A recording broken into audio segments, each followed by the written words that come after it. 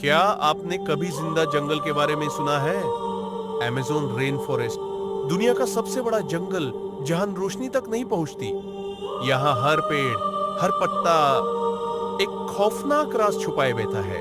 कुछ लोग कहते हैं ये जंगल सांस लेता है, जिंदा है।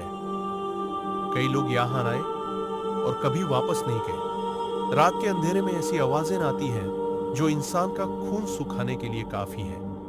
हर कोने में कुछ छुपा है और हर कदम पे मौत का डर। क्या आप तैयार हैं इस जिंदा जंगल के राज जानने के लिए?